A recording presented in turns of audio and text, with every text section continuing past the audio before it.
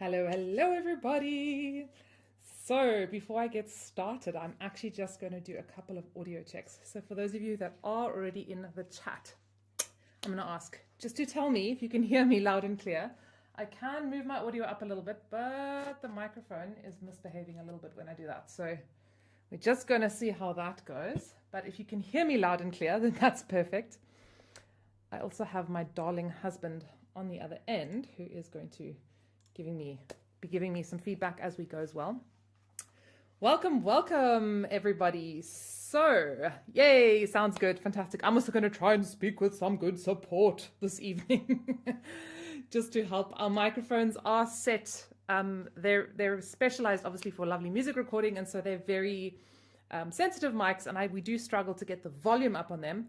So, hence, it's always a balancing act, especially with the flute. Before we kind of get into things, I would love for those of you who already joined us to just tell us in the chat box where you're joining us from.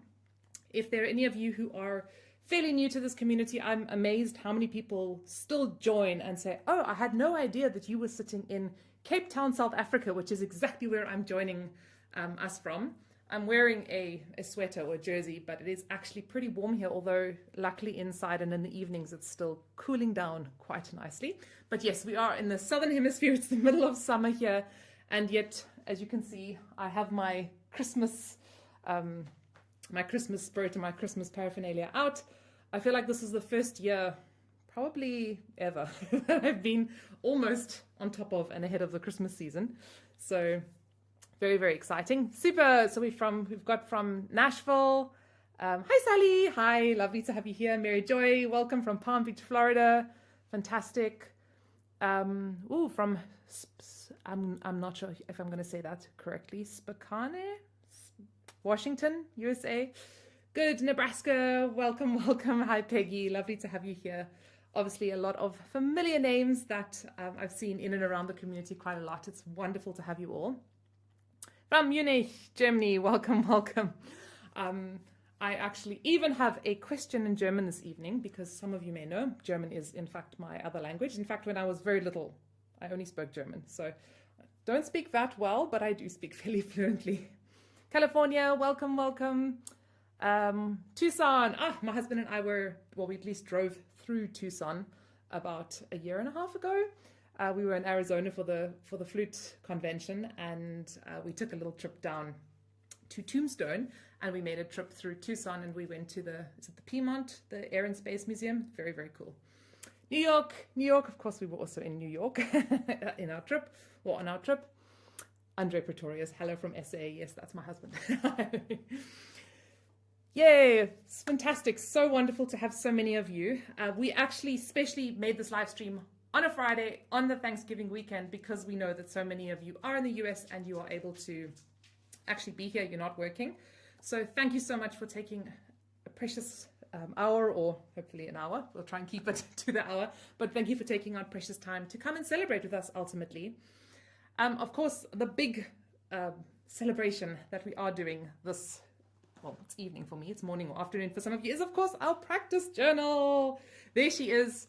I'm really excited. So living in South Africa, it just takes a really long time for things to get here, if they get here, which has nothing to do with anybody sending it. It's got much more to do with our unbelievably shocking postal services. So this year I was able to have these books sent through my sister who came to visit. So I actually got my own physical hard copy of my journal before all of you have got it. Usually I get students to test it out and I send it all around the world. So I'm so excited to have this in hand and to be able to show it to you, and also show you our brand new digital version and just give you a little bit of a walkthrough. Some of you have already ordered and they're on their way. So this is your like pre-taster. Some of you are perhaps still planning to order, and some of you might not know what the practice journal is at all, in which case I am very excited to show it to you. And of course, because this is a party, we are going to have our usual fun and games. I know many of you have been in our live streams before, and you know that we usually get up to a little bit of, I wouldn't say, well, now let's call it silliness. It is silliness. I actually, as a little icebreaker, so I'm actually going to ask, for those of you, if you have it handy, and I'm going to give you a couple of minutes to go and find your instruments. Go get your flutes. I'm serious. Go get your flutes, unpack your flutes. We're actually going to play a duet together to kind of get everything going and break the ice. This is, I will admit, I'm not a big live streamer. I do a lot more Zoom classes. It's strange for me to not have people's faces in front of me. So we are going to break the ice a little bit, and we're going to play a duet in just a moment, and also get the festive season kind of going. So go get your instruments. I want to see if there's any other cool countries here. Quebec, wonderful. Alberta, all our lovely Canadians. We have a wonderfully, very vibrant Canadian crowd. we love you guys. Canada's another country that's on my bucket list. It really is on my bucket list. So hopefully one day I'll get there. Okay, so, Tinyan, welcome. Lovely to have you here. It's Northern California. It's freezing there as well. Yeah. So here's what we're going to do, and I'll explain it. Hopefully most of you at least have gone off to fetch your flutes. If you enjoy this, we'll do a couple more of these. But basically what we're going to do is we're going to play some Christmas carol duets. Now I'm going to explain at the end, well, in a bit, I'm going to get into our advent calendar and just give you a little bit about that and how to join that. But some of these, or at least we've written new duets for the advent calendar, but the duets form part of the advent calendar. So I'm not spoiling the advent calendar. We're warming you up. We're getting you into it. So let me go for there we have it. Okay, I'm just going to make myself a little smaller here so you can see the music. Okay, so here's how it's going to work. You can get just a moment to check out the music. So just to look at it, you can play any part. I'm going to play the second flute part though. So if you want to play with me, then I would suggest that you play the first flute part. If you want to play second with me, that's also fine. And we're going to go ahead and play this duet together. I'm going to give us a count in. So I'm going to count 1, 2, 3, 4, 1, 2, 3, down, and we come in on 4 together like that. All right. Okay. Let's go for it. Maybe I should just tune with you guys first. Sorry, I do not know.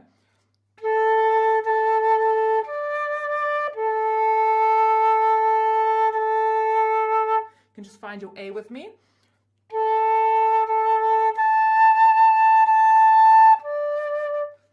My flute's slightly on the cold side. It's slightly on the flatter side. So if you're struggling to tune, go flatter. I think you'll be in the right place. All right, let's go for it. If it's not in tune, you'll warm up. Let's go for it. 1, 2, 3, 4. 1, 2, 3.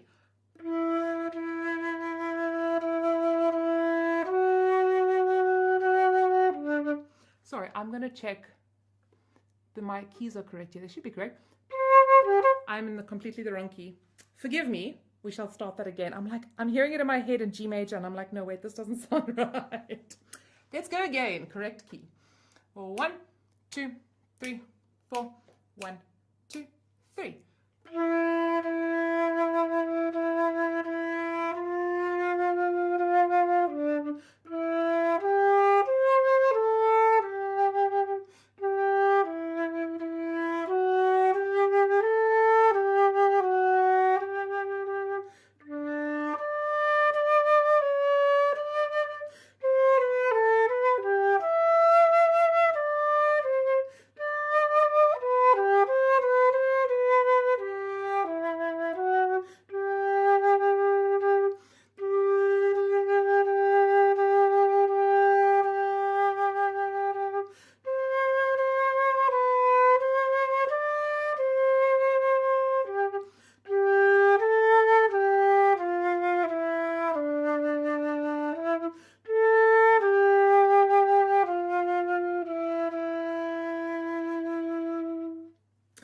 Good. That's like a really interesting oral exercise to do that without actually hearing the first flute part. And I'm trying to pitch it in my mind. It's not working. I'm like, oh, where am I? So if you don't have your flute out, were you able to pitch the first flute part in your mind? I was struggling. Let's play it one more time because we can. I'm going to try and get my starting note there. Okay. I'm going to hear it now. Let's go. 1, 2, 3, 4. 1, 2, 3.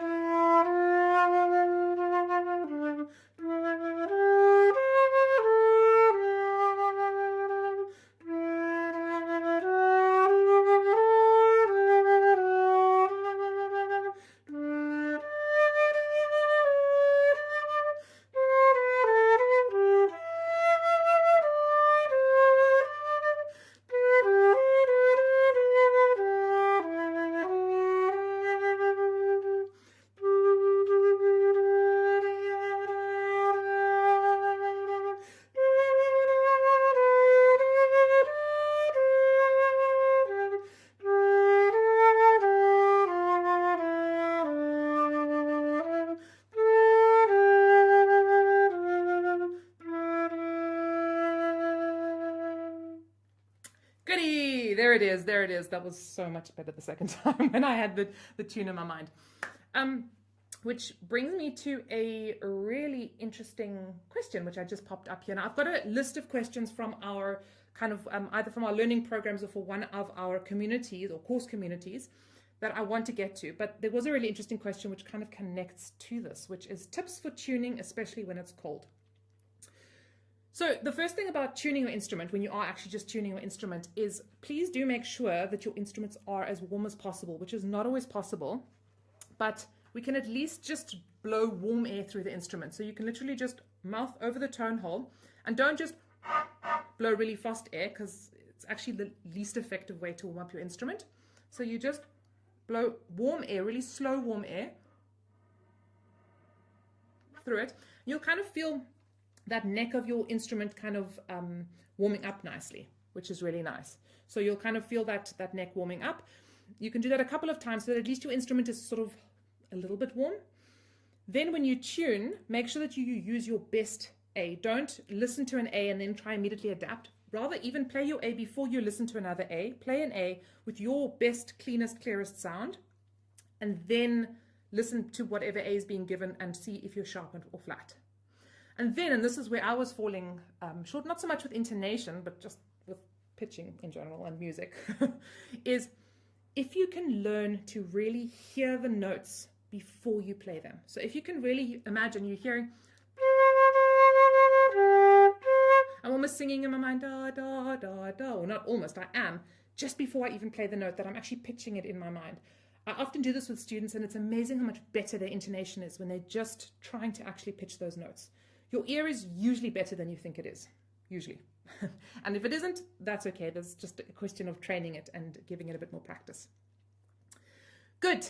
A couple more people joining us. Welcome, welcome. We've got some from Austria. Yes, Austria, I guess my third home, because Germany is technically my second home. I studied and lived in Austria for about a year, so it's a very special place to me as well. Okay. Let's go to the practice journal. I want to just show you around this journal. I'm pretty excited. As you guys know, for those of you who are journal diehards, this is our third edition. We've had this journal running for the last 3 years. And I have to say, we've really come a far way with this journal. For those of you, bless your sweet souls, who were around for journal edition number 1, it was still just me, myself, and I.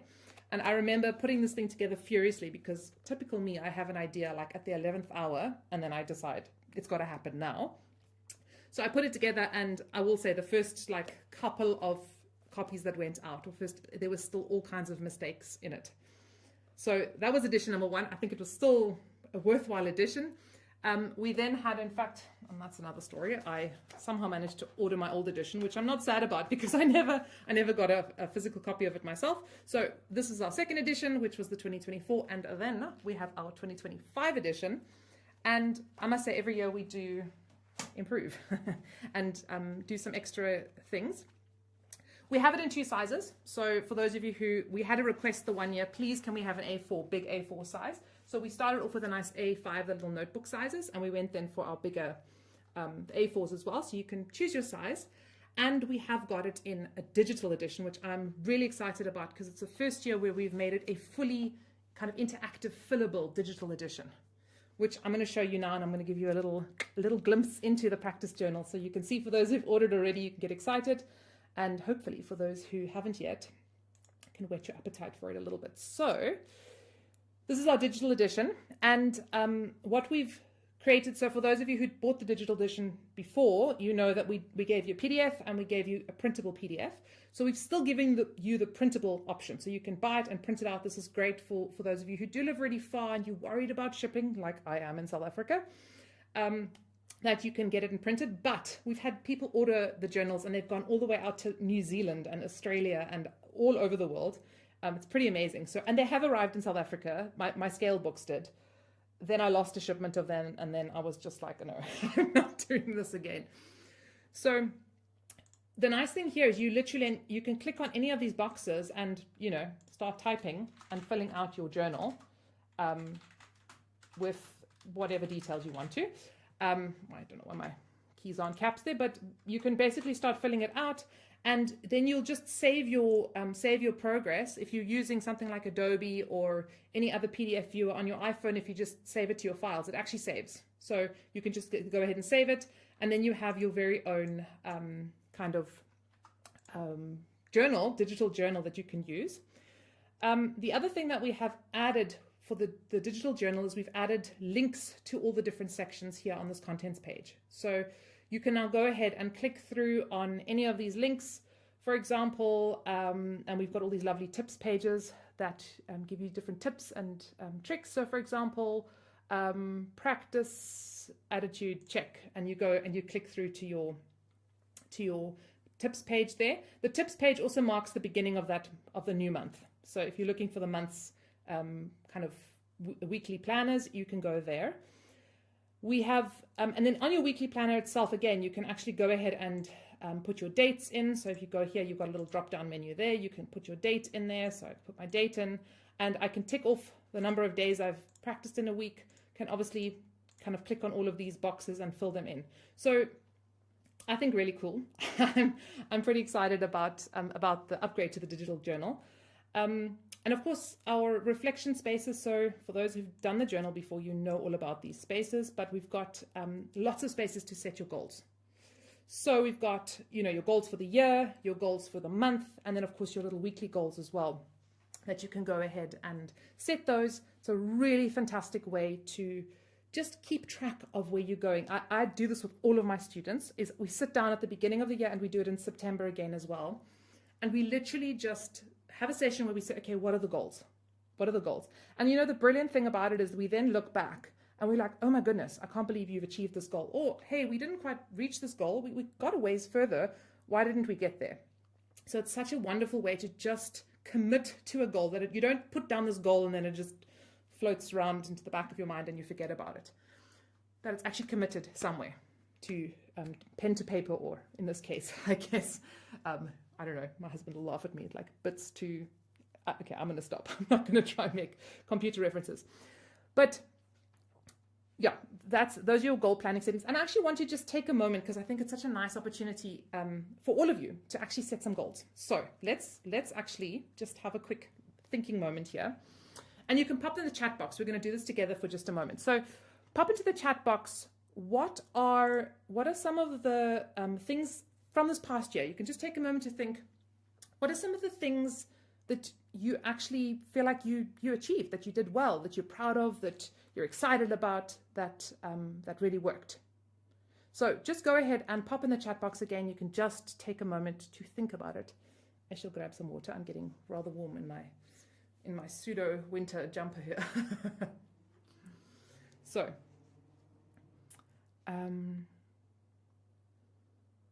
good.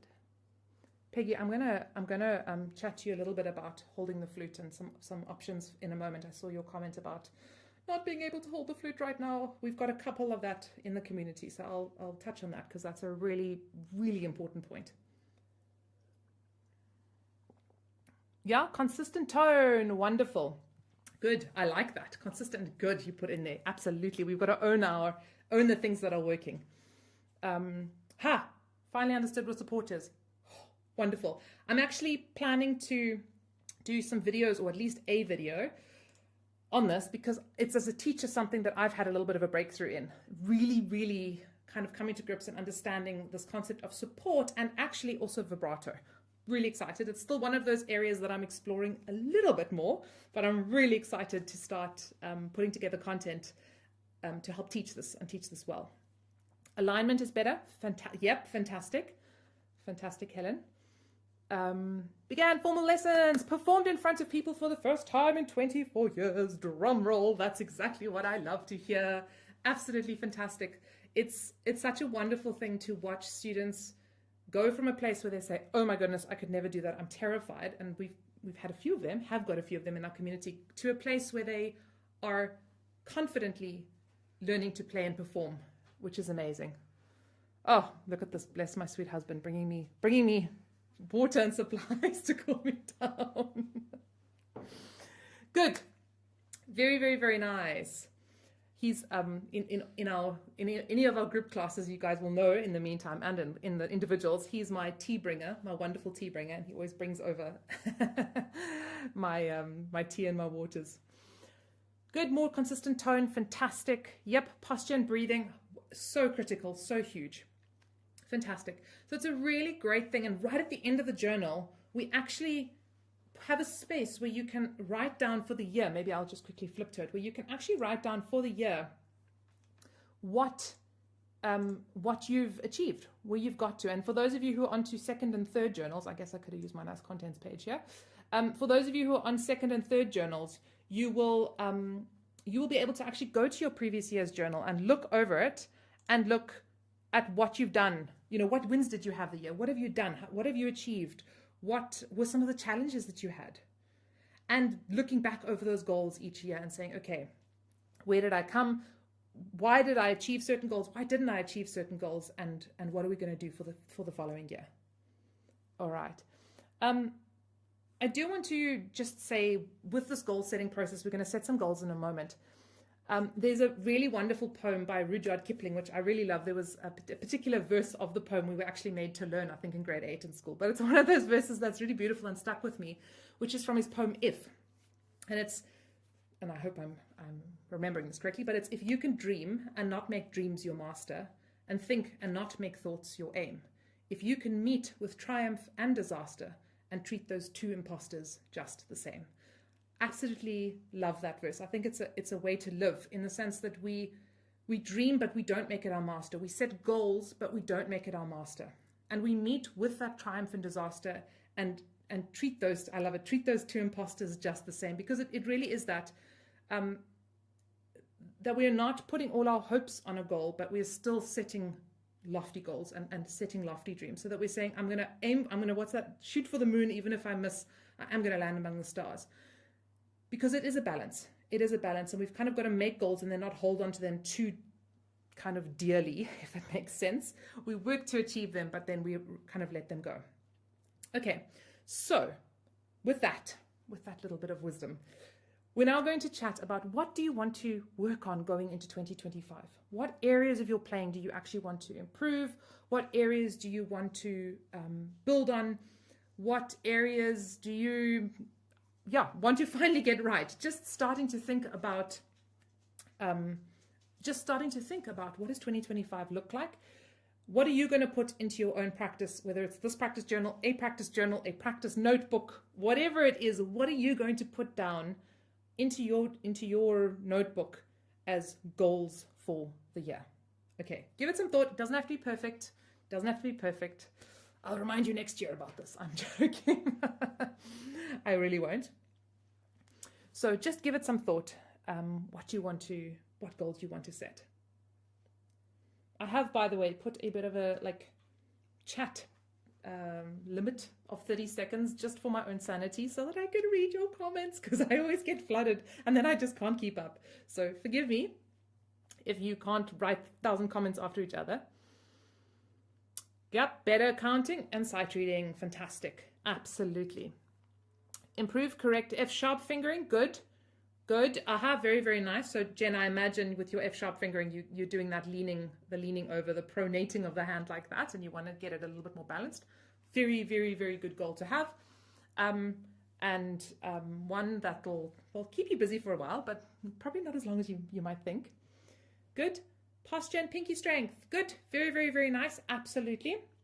And with that pinky strength, just a bit of caution, also to go for quality of that movement as well, so that the pinky is getting stronger, but we're not getting stronger by force, but rather we're getting stronger because we are consistently learning to tap those fingers nicely. Okay, vibrato. Ooh, vibrato. Well, I hope I can get some nice videos out on vibrato and in a way kind of revise my, how do I put this? Vibrato is a funny one for me. I never learned how to do vibrato. I grew up in a house, my mom was singing probably since I was, before I was born. I was always around singers. I listened to opera. My dad played in the orchestra, so I listened to opera from a very, very young age. So vibrato was just like one of those things that I just did. I assumed everyone could do it. So I never learned how to do it. I could control it quite easily, once we started doing the controlling exercises. But I had to learn how to teach it. I'm having to learn how to teach it, if I can put it that way. So that's been an interesting journey. It's been a very interesting journey. Good. Super. Those are some fantastic goals. You can keep them coming. Okay, so those are some nice goals. Actually, we're going to jump onto another little game just to break up the brain work. And that is, okay, this is actually also part of the Advent calendar. I won't give away which day it's in. I'm going to chat about the Advent calendar in a moment, but here's how the game works. So we used to have this game show in South Africa, and I don't know if there's an American equivalent. Okay, so there was this game show, and it was called Noot vir Noot, which literally means note by note. And the idea of the game show was you play like there was this band, it was a whole band, and then they would play a couple of songs, and then they would start, and somebody would have to like hit the buzzer to guess what song it was. And they would play, I think, like, I don't know, 3 notes, and then I don't know how many notes. So anyway, actually wasn't my idea. One of our team members like, why don't we do that on the flute? Why don't we have like a little note for note, note by note game? So that's what we're going to play. So I'm going to play 3 notes of a song. Okay, 3 notes. And then I'm going to give you a chance to guess what song it is. Okay, I'm only going to do 3. Then after doing 3 notes of the song, I'm going to then switch to doing 5 notes. Is it Name That Tune in the US? There we go. Thank you. I didn't know. I was trying to Google this. I was like, the equivalent of, and I was like, no, I'm not finding it. There we go. Name that tune. So I'm going to play 3 notes. Then I'm going to go to 5 notes, and then we see if we get it. And by then I'm sure most of you will have got it. Let's see. And if not, then I will play the full song. Okay. So again, I'm not cheating. Well, I'm not taking away from the calendar because you don't know what day it is, and there are different songs that I'm giving you there. So let's go. Okay, our first one. Now I've got to play these by ear, so I've also got to get them right. So let me get this right. Sorry, here we go again. Three notes.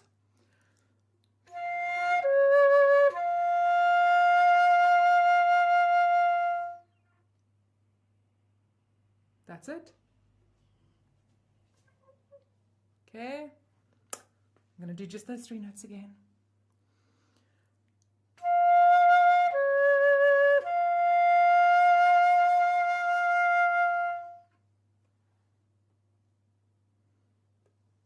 So the answers come through. Yep, you guys got it. What key am I in?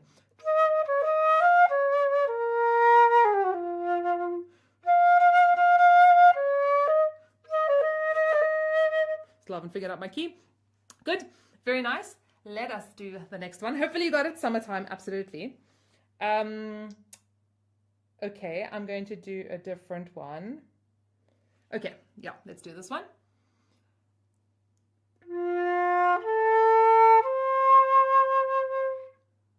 That's it. That's all you're getting. Okay, go again.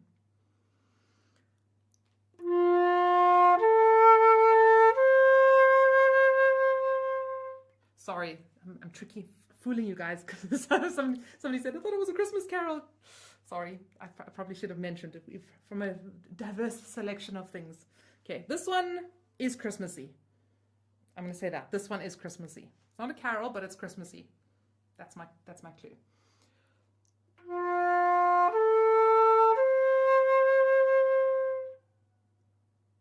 Okay, I'm going to add 2 more notes in a moment. Could be, I mean, it's the same note, da da da da, same notes as When the Saints, but it's not quite. So here's I'm going to add 4 and 5.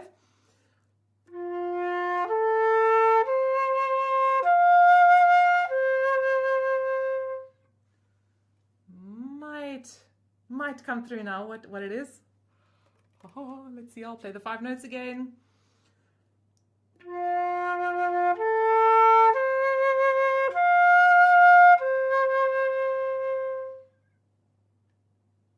think Christmas. Ah, Jen got it. Have yourself a merry little Christmas. Yes, that's the one. Exactly. So we've got.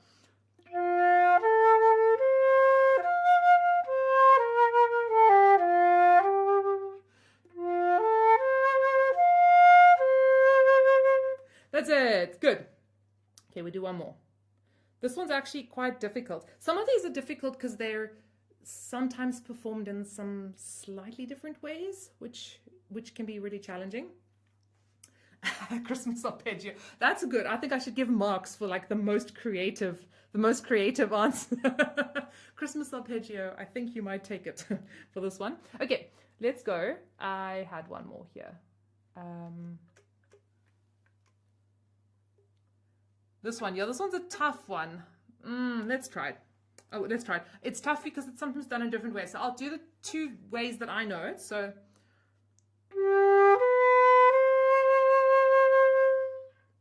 like that, and not Christmas, this one. Okay, so here again, this is the. And the other way it's sometimes done is.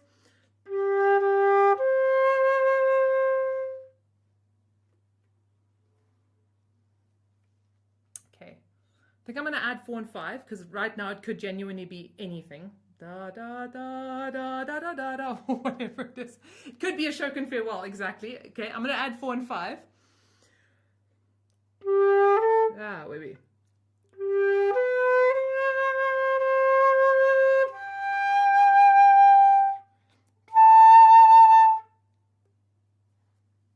I think that was 6 notes.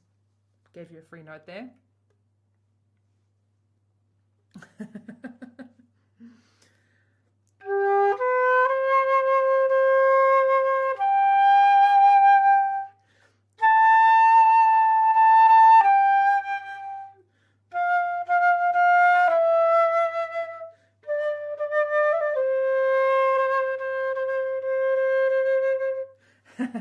Hopefully you got What a Wonderful World.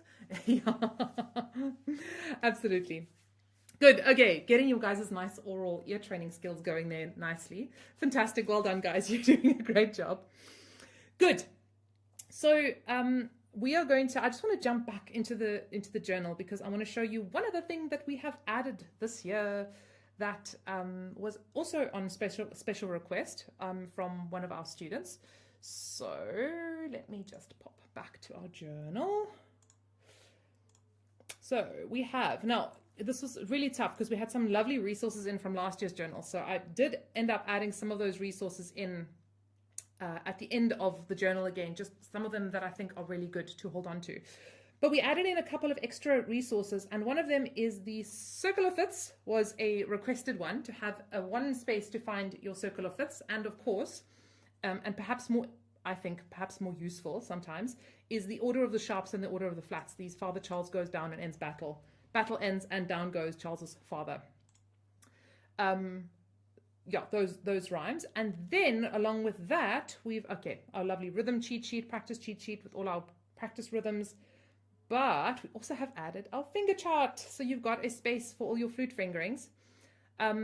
So we've got the flute fingering chart, and we've also added a trill chart, or added our trill chart. Now I will say the trill fingerings we've added to this journal are a lot of my suggested trill fingerings. I didn't add like all the variations. There are sometimes different variations for different trill fingerings, purely for space, because I just wanted it to be a kind of not, 10-page long thing.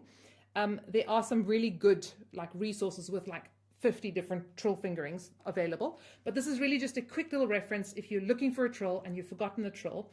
And a huge thank you to our brilliant, one of our students. She's a third year. Sorry, Sarah, I'm trying to think what year you are.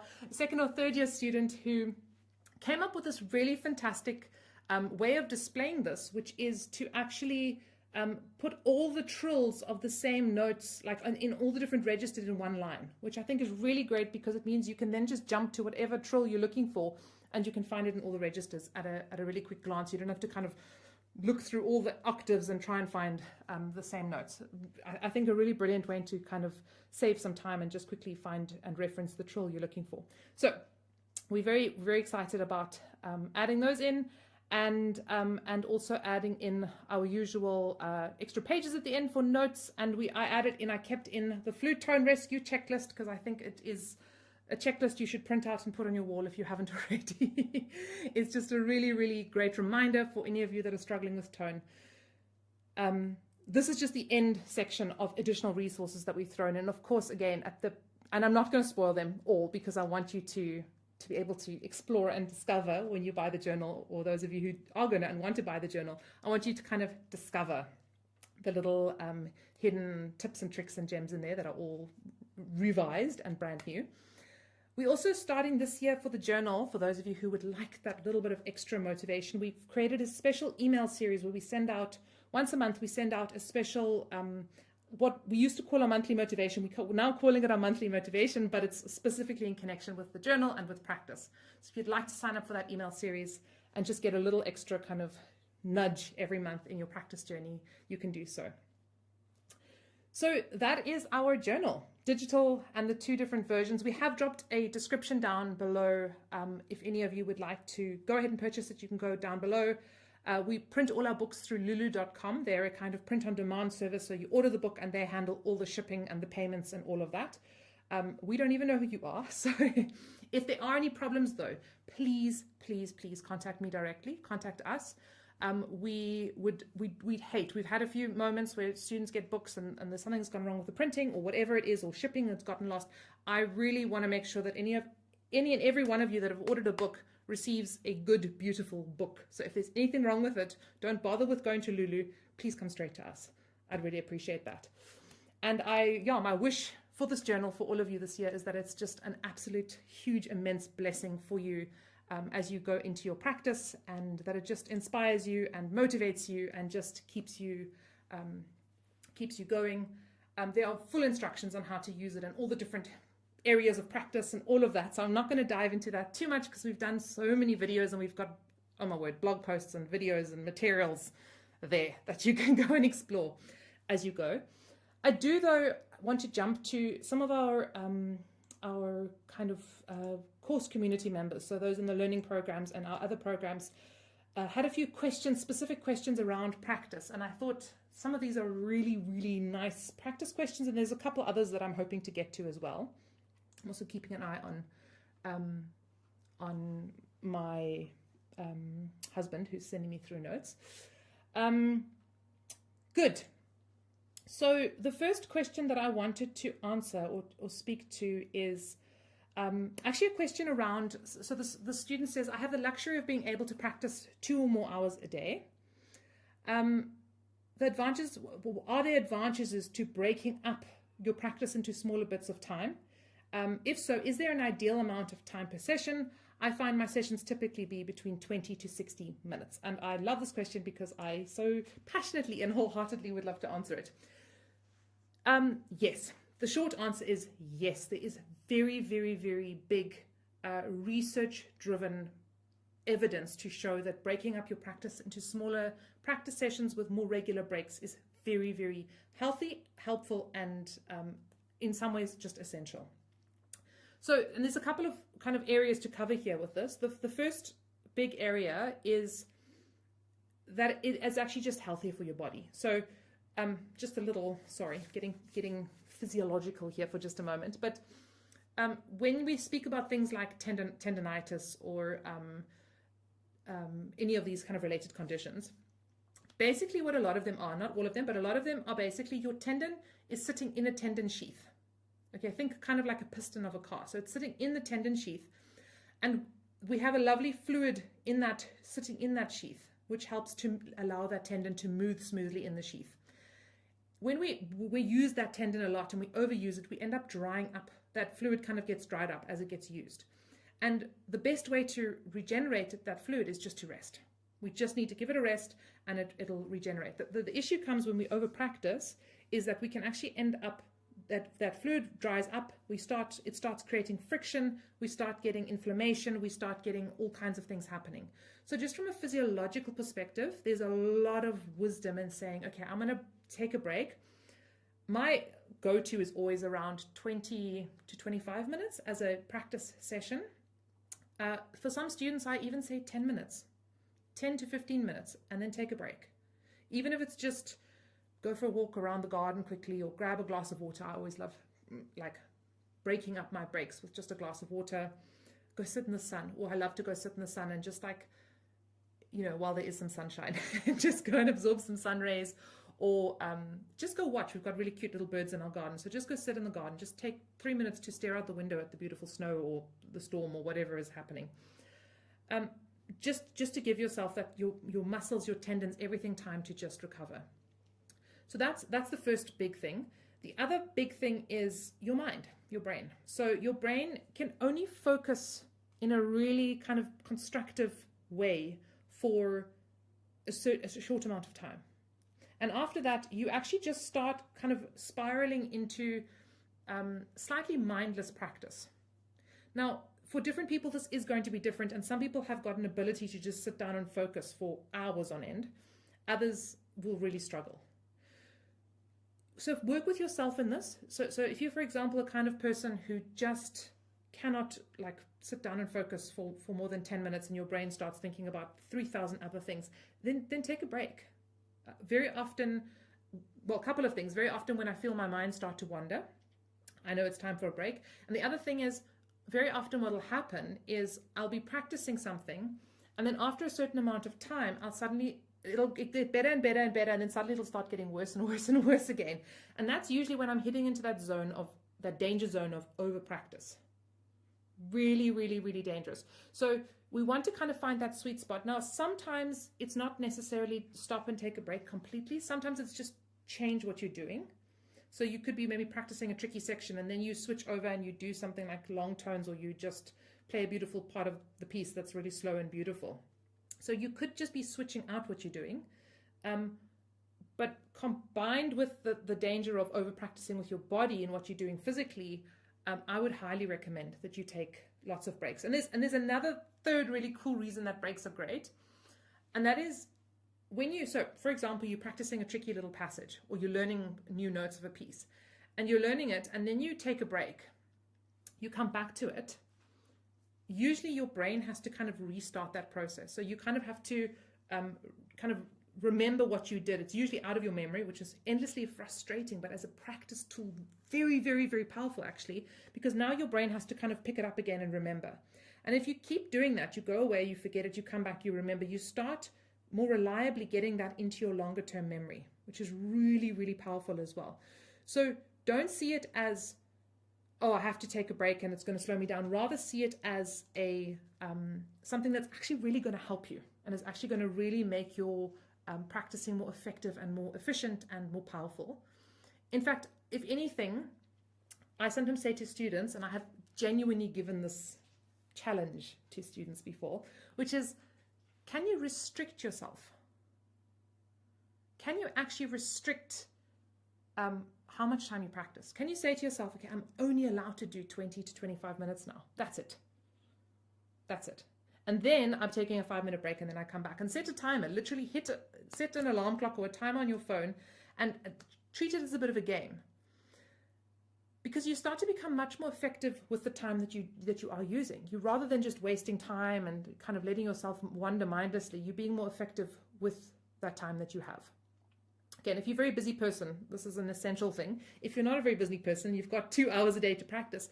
That's perfect, but I think still stretch it out over maybe a little bit longer in the day, or just give yourself some good constructive breaks, even if it's just listening to the music and looking in the score, or doing something, shifting to something that's less intensive. And just see. Kind of also, again, you can get the practice journal, you can make notes, and you can take note each week and see, has it actually helped? Has it improved? How are we doing with that? So something that I would highly recommend. Now, the other side of that, just to because there was another question that I think kind of points us to the other side of that, which is this question. So my scale is about practicing. I check all the boxes in terms of content. So scales, tone exercises, technical exercises, studies. A wonderful student. She knows our five-part recipe of good practice. So how do I keep it from becoming boring? I vary exercises and scales, but I must admit that I'm starting to feel it's a bit tedious. And a pleasure. She says, thank you for everything I do and happy holidays. Thank you, Michelle. I really appreciate that. So this is the other side of it, is on the one hand, we want to be efficient, we want to be effective, we want to practice well, we want to do all of that. But the danger is that we start becoming too rigid and too formalistic, if that's a word, or formalized, and too stuck in our practice.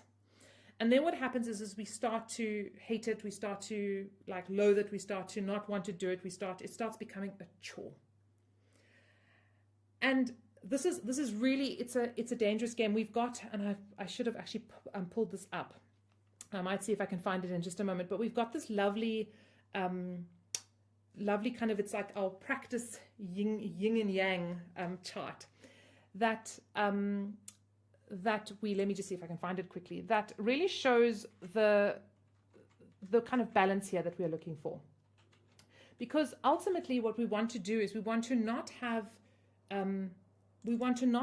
too much of one and not too much of the other. So we want to have the fun. We want to balance the fun stuff with the hard work, and we want to balance the hard work with the fun stuff. Okay, I found it here. Let me just quickly open it in our right player here so that I can get it to you.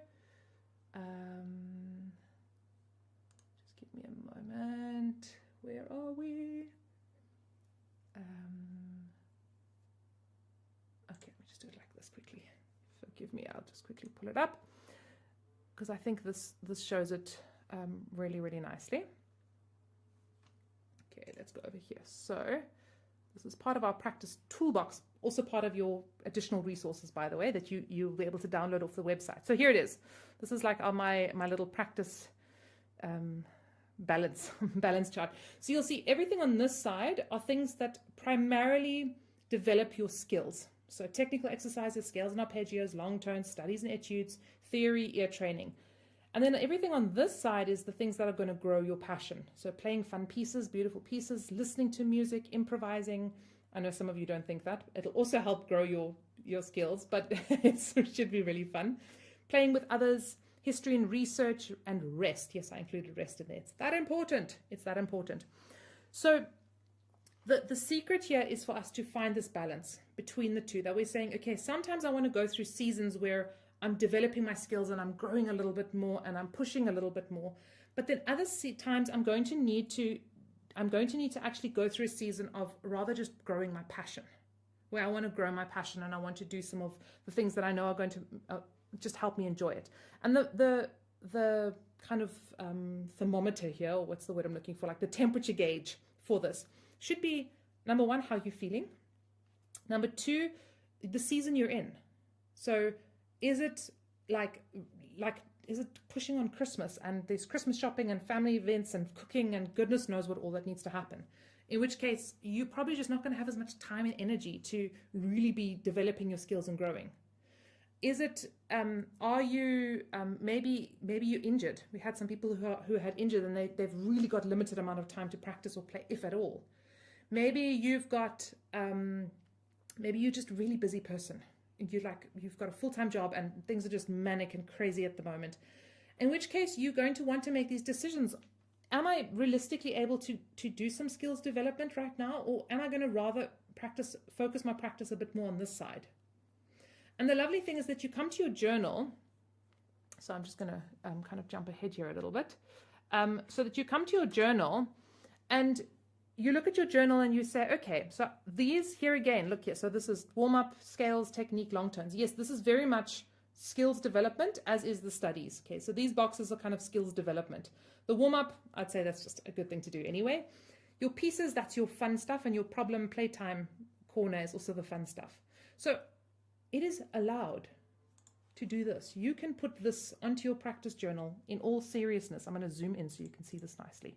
Okay, you are allowed to have an entire week where all you put in your journal is that. That's it. All you're going to do is you're just going to pick up your flute every day and you're just going to play beautiful music. And maybe it's going to be like seasons. We have a particular student I'm thinking of who's sitting in one of the global wars at the moment, and we get these messages and she says, oh, it's just so hard to focus on anything. And I mean, I'm like, well, yeah, absolutely.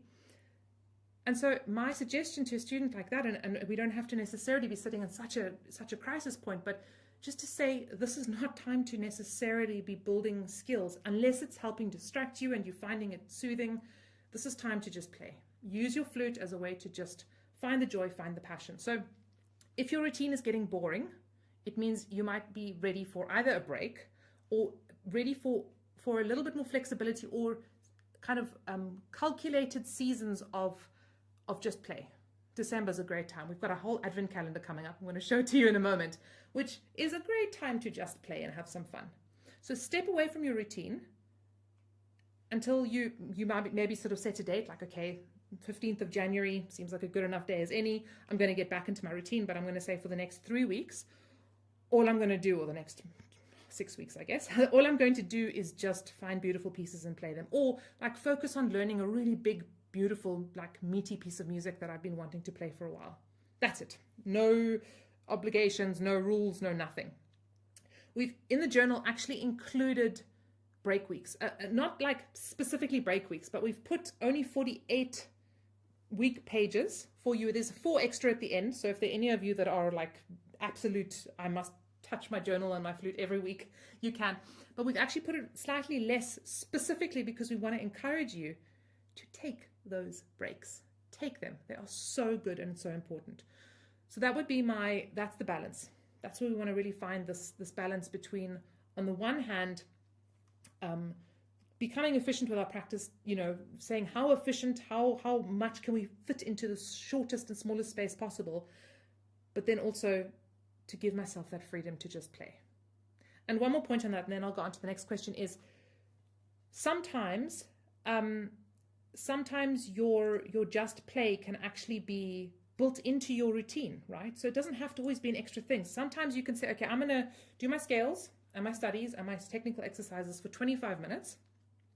And I'm going to be really concentrated about it, and I'm going to do it, and that's it. I'm just going to set my timer. I'm going to be really focused so that I can then spend the next 25 minutes not even thinking about or worrying about anything and just playing whatever I feel like it. Not going to try and learn notes. I'm not going to try and fix anything.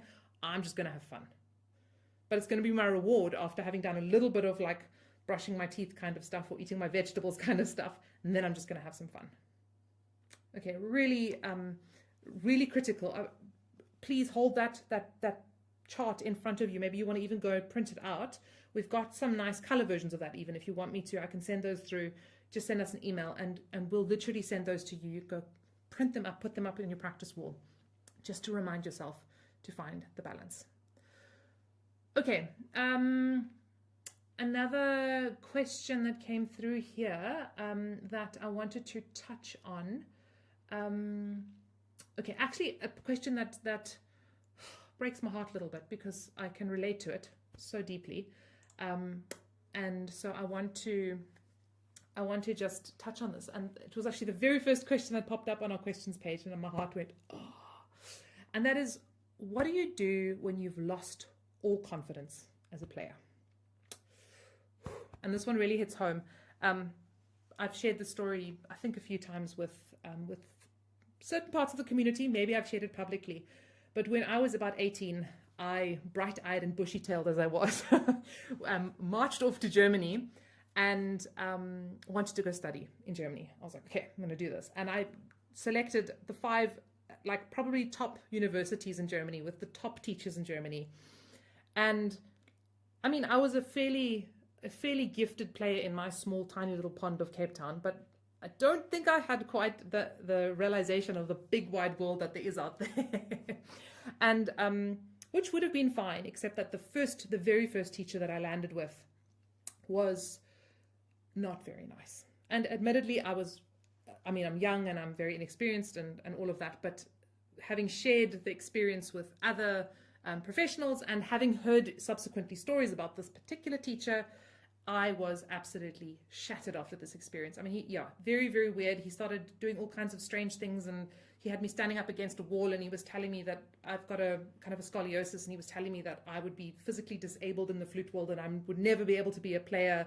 unless I got all kinds of surgeries, and there was something wrong with my eyes, he thought, because why was I memorizing technical exercises? Like, I think about it these days and I'm just like, are you serious? Like, are you for real? But it was a very, very devastating experience for me at that time, and sort of sent me down this whole spiral.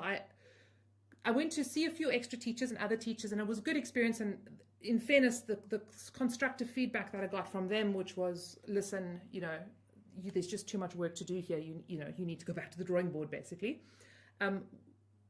Sort of helped solidify the fact that I didn't want to study in Germany.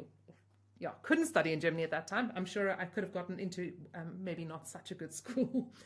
But either way, this whole experience sent me into a tailspin, and I landed back in South Africa. I had missed the deadlines to join any of the universities here. So I was basically on a kind of a forced gap year before I eventually then decided to study music. And why I mention the story is because it really shattered my confidence. And I know that there are many in this community and many of you out there who have had a really negative experience like that. Or maybe it was not a person or a particular teacher. Maybe it was just a concert.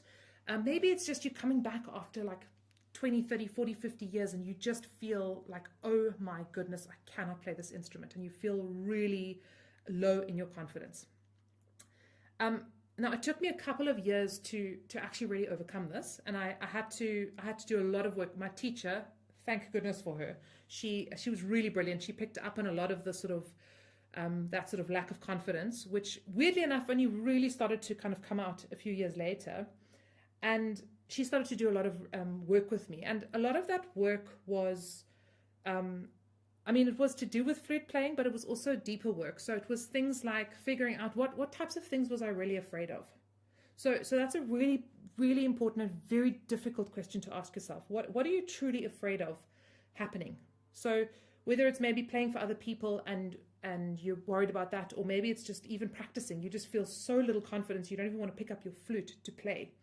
And the question to ask ourselves is, what is the underlying fear there? Oh, well, I'm afraid that I might never actually get anywhere. So I'm going to put in all this effort and it's just not going to get better.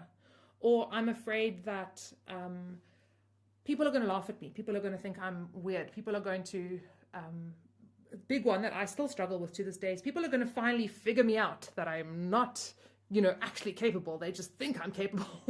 The good old fashioned imposter syndrome. So we really kind of get to the heart of what are some of the underlying fears. And then the other really powerful strategy to help us win back some confidence is to ask ourselves the question, why we love to play. For any of you who've done our free Flute 101 workshop, which is on our website if you want to go and do it, it's totally free. It's about an hour and a half, and we go through the sort of fundamentals of flute playing. We start with the mental side of things. And the question I asked in that workshop and got some of you to respond to is, why do you play the flute? Why do you want to play? And very often when we hold up our fears and we hold up our big why, our reasons for playing, we discover that they don't quite work together. They don't actually match each other. So for example, I'm really worried and I'm afraid that I might never improve, but I'm playing the flute because I just love the sound of it and it brings me such joy. Like, surely, if my fear is this, then my big why should be because I want to be really, really, really good. Now, if you want to be really, really, really good, and that's your big why, I'm not saying that's a wrong why to have, but at least then just acknowledge that. I would perhaps argue that to love, like some people say that, they just love the process of improving and they just love growing and developing. Fantastic. Absolutely fantastic. But to set up an unrealistic expectation of I want to become really, really, really good and have this magical until I impress myself, until I satisfy myself, until I've finally reached that imaginary goalpost that I'm going to probably keep shifting anyway. Ooh, we start getting on dangerous territory. So it's a really good process to dig into and really understand some of your motivations and why you do what you do and why you love this. We have got a program as well, a course that I think it's publicly available on our shop, but I have to be honest, I don't know. I'm going to have to check. It's a program that I know for those of you in the early intermediate program, we added it to your summer program, which is becoming a more confident flutist. It's one of those courses or workshops that I ran a couple of years ago, and maybe I'll do another one in 2025. For those of you who are interested, we'll do another live session of it. It was so good. We had one student who commented, and I say it's so good. It's a really cool process that I can't say I even made up. It's a process that I went through, so it's really just me sharing the process. But the process is such a wonderful process that we actually had a couple of students. Anyway, long story short, I filmed it. Well, we did the workshop. I forgot to hit record, and so we had to redo the workshop. And we had some people that seriously joined for the second time, which was awesome. And I got the feedback from a couple of students that one student, thank goodness it's all anonymous online, but she said it like actually brought her to tears. It was really like uncovering some really deep things, which is unfortunately very often where we have to go, because very often our ability to play an instrument and our own personal inner world, they kind of interconnected, and beautifully so and dangerously so. So if you lack all confidence, here's what I want to say. It's not the end of the world, because confidence is something that we can regain and we can rebuild. Investigate your fears. What are you really afraid of? What are you really worried about? And investigate why you want to do what you do. Why do you love it? Okay. Good. So I think we're going to leave. There's some really cool other questions here that are not so specifically practice related, but here's my promise to our wonderful community members who did send them in. I'm going to make videos about these topics, and I will put out little videos, probably little like short video reels that we'll send out. And I see I'm not full screen yet, so sorry about that, everybody. Sitting here with what were we looking at, the balance chart. So we will put out those questions for you. If you have any more questions, please pop them into the chat box now, because Andre is going to collect them for us, so that if there's any common questions or questions that come up that sometimes I just see a question and I love to just answer it. So you can go ahead and pop them there, and we'll answer your questions for you. Good. No, time is marching on, but I want to show you our advent calendar. For any of you who have not done the advent calendar before, I really, really, really want to just walk you through this. So we do this once a year. This is also one of those kind of last minute, 3 minutes to midnight ideas that I had 2-3 years ago. And and then of course I scrambled to get it off the ground. This time we're much more organized. But it's basically a flute advent calendar, which sounds exactly like what it is, which is an advent calendar, but with specific flute related topics to it. So I'm only going to show you day 24, because day 24 has become a bit of a tradition. So I can show you day 24 for any of you who have done the calendar before. But basically, you click on your little door. Now, the doors will obviously only open one a day, so you can't do all of them. But you can do day 24, or you can see day 24 today. So we click on the little door, and then opens up a fun little challenge for you to do. Okay? This little challenge is, again, I said it's a tradition. It's a little tradition, which is for us to actually play Silent Night at midnight, if you can, or play it where there's midnight somewhere. That's fine. And we give you sheet music. We give you additional backing tracks to play along with, like we just had for the duet. We don't only have duets though. There's other challenges, all kinds of thing. And sometimes we do some repeat challenges like this that have become a bit of a tradition, but we do our best to change up the challenges every year and give you something new and fresh and exciting, so that we keep you on your toes. It's free to sign up. There is a link again in the description box, so you can go and click on that link and sign up. And you will then you'll get an email about it. If you're part of the website, you'll see there is a tab here on the side, so you can already go and just click on that tab and join. And there's also a special dedicated group on the site that you can go and join as well. And where many of the challenges, we actually ask you to post your videos. So we actually ask you to share, whether it's a recording or just share your thoughts or different things. So go and be part of that group. It should be a lot of fun. Last year we annoyed probably half our website or half the people on our website because everybody was posting stuff on the open group, and it was really irritating everyone else. This year we've got a dedicated group for this so that you can post the videos and interact with each other there. It's usually quite a fun big highlight for me as well. And this year we've put in just a little extra fun and games and extra effort for all of you to make it even better than last year's calendar. So we invite you all to be a part of that. It's a great way to go to the building, growing passion side of the wheel. Now, before we go, because I realize time is marching on and I want to respect all of your time, we have got a giveaway to do. We have actually got a giveaway to do. So here's how this giveaway is going to work. We are going to be giving away either, you can decide, whoever the winner is, whoever you are, you can decide. We're going to be giving away either a physical or a digital copy of the practice journal. Okay, so either physical or digital, depending on which one you prefer, if you would like us to send you the copy or if you prefer the digital one. So I'm going to start the giveaway now. Now here's how it's going to work. You are going to, so we're going to start the giveaway. I'm just going to wait for it to pop through on the chat box. Okay, the giveaway has started. Now to enter, this is a little bit of a weird thing to enter. You've got an exclamation mark and then followed by the word raffle, R-A-F-F-L-E. So exclamation mark and then raffle with a small r.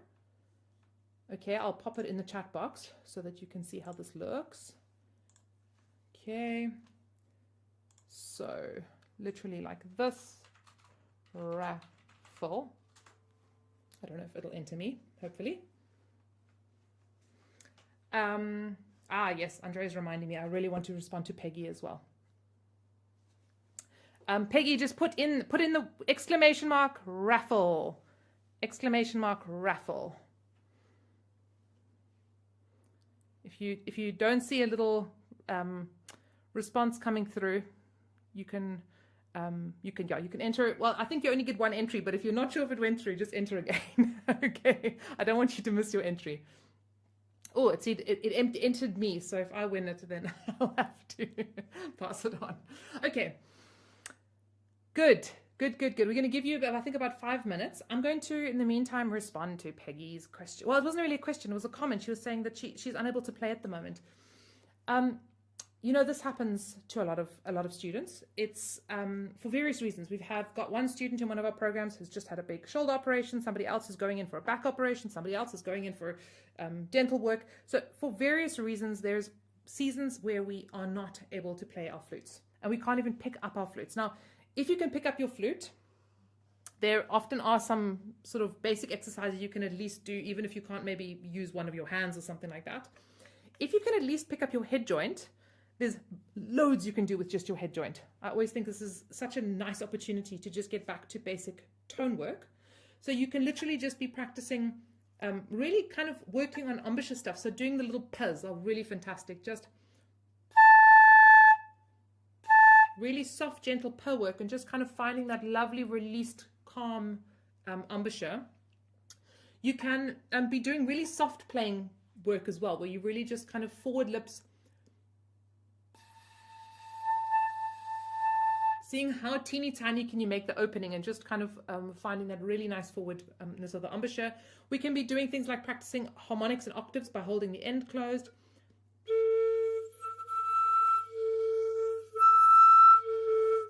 Things like that.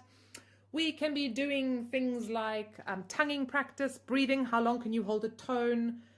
In fact, I've got a whole kind of resource pack for students who are injured or who are unable to play. So please send me an email if you would like to get access to that, if anybody is in that boat. So that's if you can at least pick up your head joint. Now, some of you, you're not even able to do that, and that's totally fine. And I just want to run through sort of a short list of things you could do. So the one thing you absolutely can still do is, of course, just be practicing breathing. And it sounds simple, but you'll be amazed how powerful it is to just be consciously breathing in. So you breathe in, feeling everything opening up and expanding nicely, and then just releasing the air and just feeling that lovely movement. And you can even just release the air on a purr or on a s.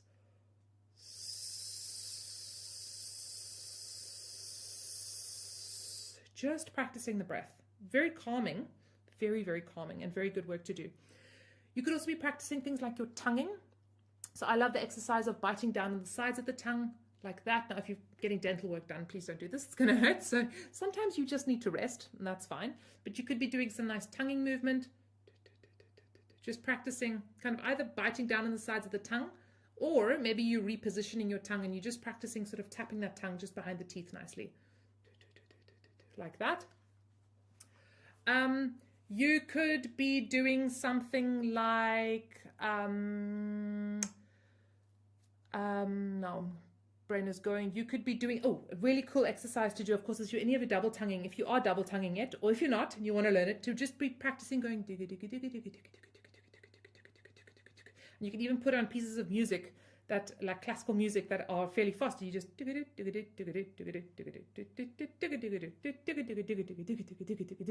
you're just practicing it like that.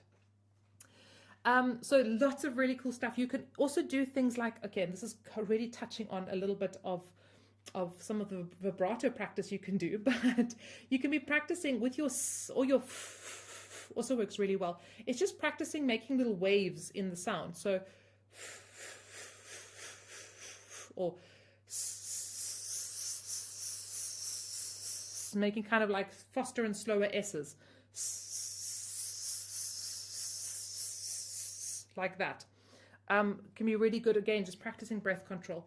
So these are kinds of things, if you really are feeling frustrated by the fact that you cannot practice, these are wonderful things you can do.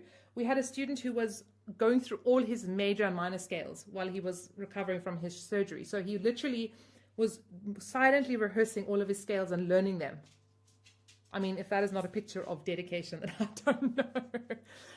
You can, of course, do lots of listening. Just listen to beautiful music. Do some thinking about planning. You know, what do you want to do when you're finally able to get back into it? What kinds of things do you want to work on? What pieces do you want to play? Inspire yourself with beautiful music. We have a whole playlist, a listening playlist, by the way, which is part of our, injury package. If I could put it that way, it's totally free. So I say package as if it's a paid for thing. It is not. It's our gift. It is our gift to you. So it's a little pack that we put together, and it's a little 7-day listening playlist of kind of taking you through a little bit of music history. It's very old. It hasn't been properly copy edited. This is like pre-organized tats. So bear with that. But if anybody else would like access to that, we are putting together, we've got a really nice, for our early intermediate for the summer program, we put together a really nice little music history journey, and I want to build on that and build that out, because I had so much fun with it, and I think it's absolutely brilliant for us to just understand the music a bit better and get into the history and kind of the depth of it. It's beautiful. Yeah, cool. I see here a lovely comment that somebody said they played on their back when they broke their leg. Absolutely. We had students as well who had foot surgeries and all kinds of things. So you can get quite creative.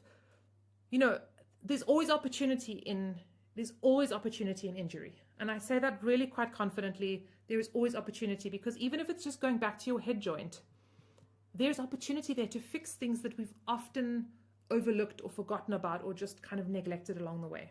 There's always opportunity. So huge suggestion and advice is find the opportunities, but don't force your body into weird, unnatural things either.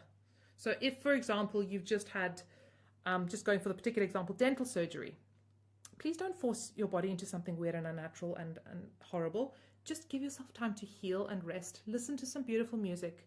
It's so good for you. You can do theory work as well, or ear training work. There's so much other stuff you can do, and then you'll come back to your flute and enjoy it. Okay, good. I think we're gonna close off our giveaway in a moment, but I think we should play another duet. What do you guys think? Have you got your flutes ready? I think we should do another duet. We've done far too little playing for a flute channel. So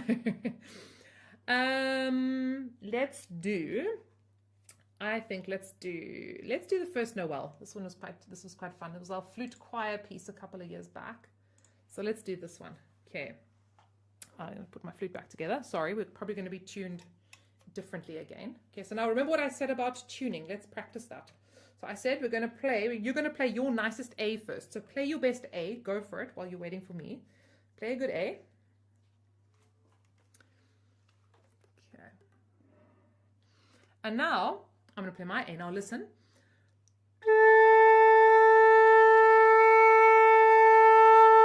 Now play your A again. And now we're going to play it together, and you can decide, are you sharp, are you flat, where are you?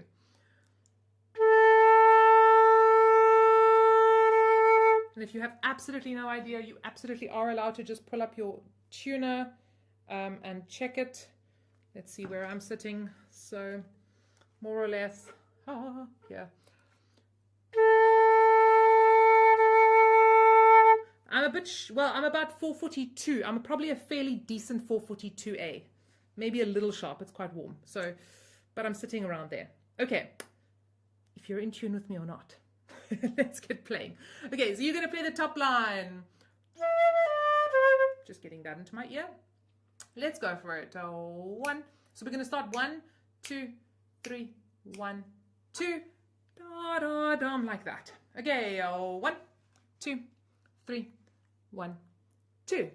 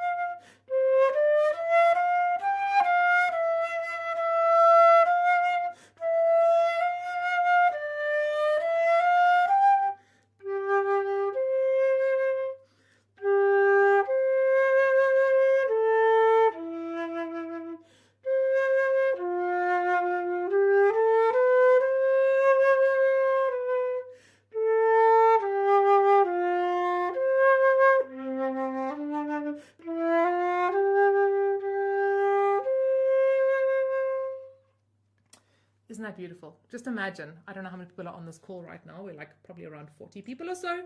But let's say at least 20 of you are playing your flutes. We've got 20 beautiful flutes all over the world playing the first Noel together. Isn't that cool? Should we play it again? I think we can. Let's go for it. 1, 2, 3, 1, 2.